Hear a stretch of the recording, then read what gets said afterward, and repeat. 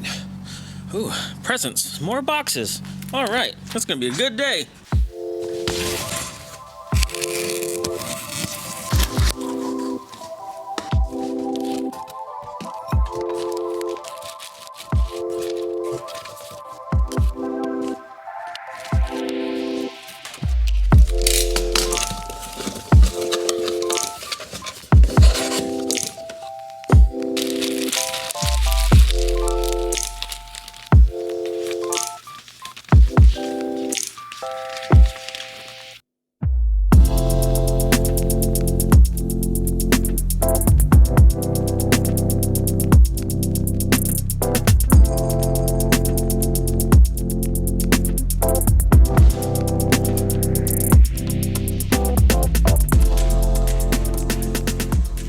Ladies and gentlemen, thanks for joining me in this video, and I just want to say big thanks to you guys, but also PRL Motorsports, particularly Spencer, for taking care of us and giving us a small discount on the PRL high volume intake, which you see right here for the Civic Type R. But as the STI currently right now is getting a suspension overhaul, let's go ahead and continue on with the 400 horsepower Civic Type R project. So as you can see right there, the PRL high volume intake is probably one of the most popular intakes for the Civic Type R, but in my personal opinion, this by far is the best bang for buck intake that is available for the Civic Type R.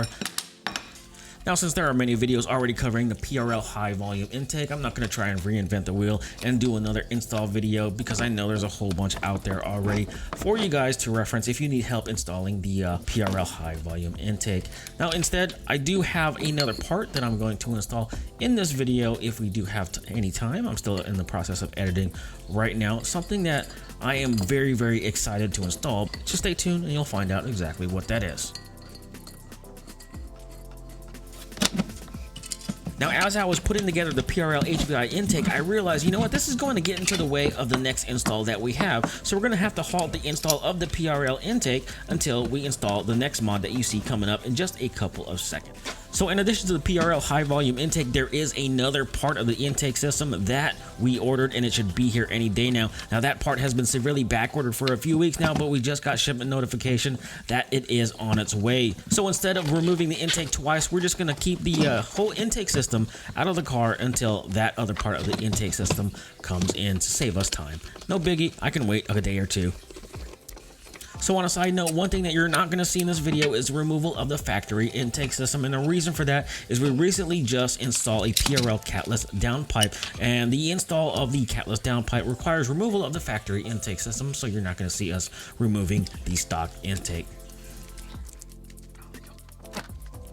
Got a package, ladies and gentlemen. Brand new part. Of course, you know from who. This is coming from PRL Motorsports, straight off of the FedEx truck. But without further ado, just for the sake of time, I'm going to save you guys the trouble, and let's get this out of the box. All right, so here it is. Finally got it. Big thanks to Spencer over there at PRL Motorsports for hooking me up with super duper fast shipping. This only got to me in about 3 days or so, but this is one of the last few parts that we have for the 350 to 400-ish wheel horsepower project for the Civic Type R. And from what I've been reading, this thing actually does work and actually helps reduce IATs. So also big thanks to Torque Toolbox for providing an awesome video on this. Very, very helpful, by the way, but I'm super duper excited to get this installed. I'm not going to do a full install video. If you guys want a full install video, Torque Toolbox provided a nice, awesome, detailed install video on how to get this installed. But if I see anything different or if I experience any trouble, I'll be sure to let you guys know. I'm trying to be as transparent as possible with this whole build. So as you can see with our whole downpipe, you know, freaking upgrade or install, that didn't turn out so well. But we found a solution and it worked out for us. So without further ado, let's get this installed. Okay, so before we discuss the PRL titanium intake a little further, let's go ahead and take the stock piece out and let's go ahead and compare them side by side.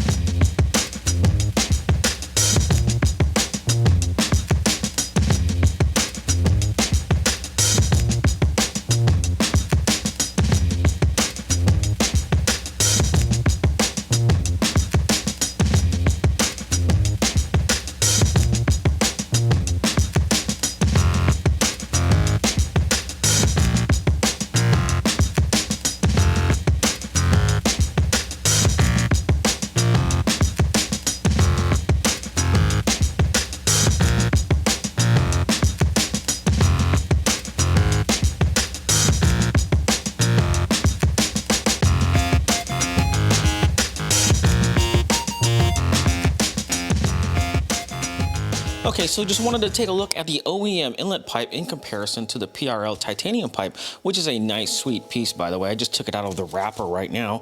And as you can see here, so let's take a closer look. And then, let's see.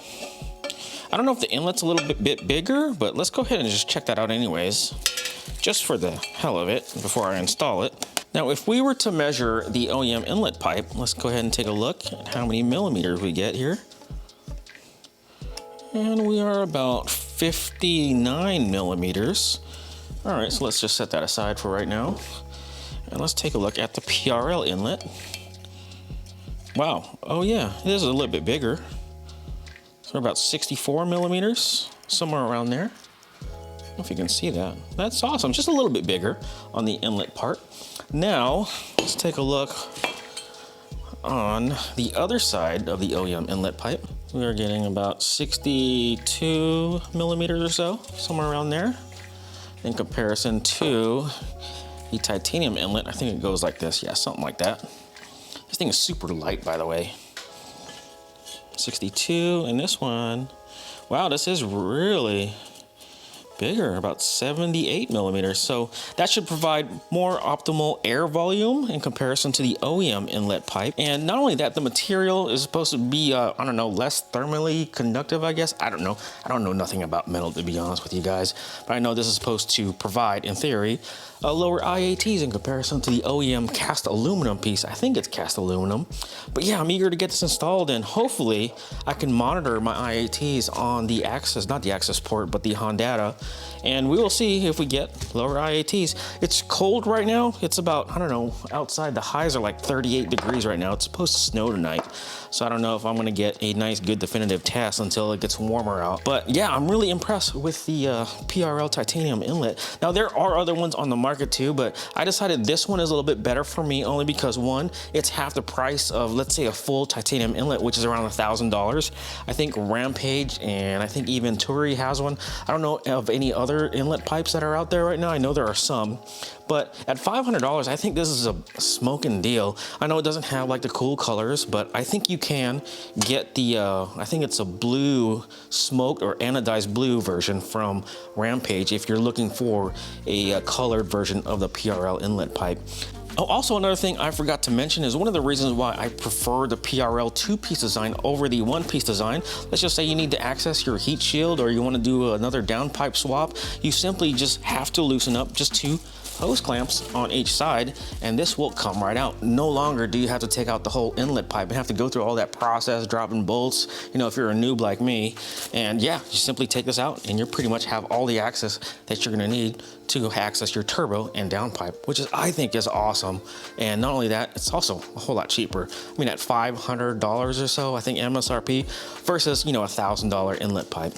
I think this is a much better buy, just being honest with you. But if there are other advantages to the, let's say in comparison to the Rampage pipe, you know, please comment down below. Tell me why that one is better than this one, or why this one is better than the Rampage pipe. I'm eager to hear your thoughts. One thing, don't forget to install your gasket. It might have got stuck, but you know, I've done it myself where I forgot to put on a gasket and have to undo everything. And I still have the car up in the air just in case, you know, I do drop a bolt again. And I'm trying to get this in there. I think this is, since this is a little bit bigger, it might be a little harder to squeeze in there than the OEM pipe, but no, well, it goes right in just fine. And I would just make sure that, you know, your gasket stays intact as you're installing this, because it looked like it wanted to fall. As you can see, I put some tape on my bolt so it doesn't drop again. And I'm just gonna fish this through into that hole, which is kind of hard to see, to be honest with you. This inlet pipe's just a tad bit bigger. And always start by hand. You don't want to strip out the turbo. I'm having trouble with this, I really am. It's not wanting to go in the hole. Finally got it in there. It took a little bit of finessing. Maybe because this is a little bit bigger, it was harder to get those bolts in. Yeah, so for some reason those bolts wouldn't line up. So I got them both in now. I got them both in hand tight. Now all I have to do is tighten them up. Now one thing I want to do before I do the final torque is to make sure that I didn't mess up the integrity of the gasket, because that's going to cause a boost leak. And we don't want those. We don't want any boost leaks. But I think we're good. I really like how those gaskets have those tabs on the end so that you can actually see if the gasket is in place, which is awesome. If I have to take this inlet out again, I'm probably gonna lose my mind. But wow, you can see how tight the wastegate is in comparison to the inlet. It's almost touching. Is it touching? That's why they have that little divot right there. It really helps to have those extensions that can swivel a little bit.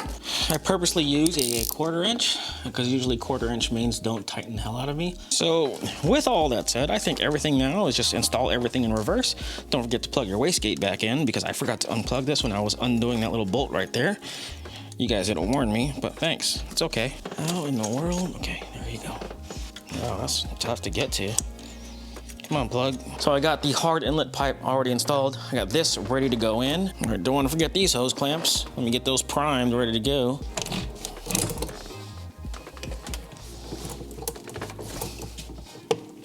Okay, there we go. Okay, does it go like this? I think it goes like that. Okay. This thing is so light, it feels like I'm gonna break it, and I don't wanna break it. You know?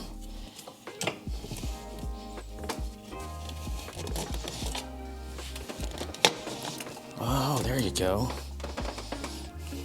Oh, okay. Let me just line everything up.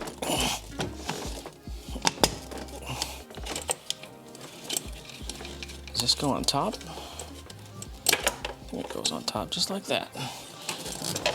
All right, there we go. That little breather pipe, whatever that is. I think we're almost good. Wow, let me tighten up the hose clamps, get this intake box lined up again.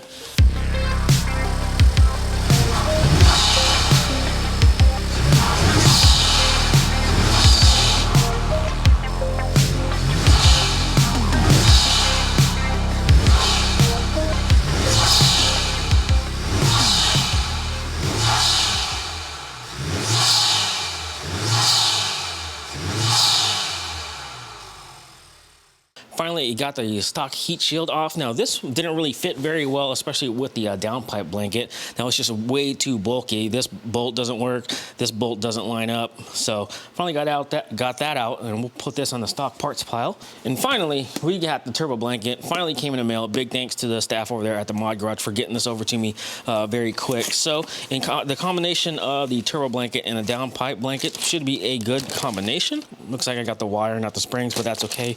We can deal with that later. I'm not going to do a dedicated install video on how to do a turbo blanket. I'm pretty sure you guys already know how to do all that stuff. But yeah, also, I did wrap this in the gold foil tape off camera. Now, one thing I also did was wrap the inlet pipe in the same gold foil tape. Did it nice and neat, no ripples, no wrinkles or anything. But I just hated the way it looked. I just ripped it off. I'm probably going to be going over to Rampage Fabrications, probably somewhere in the near future, to get the whole PRL titanium inlet pipe anodized to give those nice burnt titanium colors. So stay tuned for that. But other than that, let's just get this installed and call it a day because I'm freaking tired.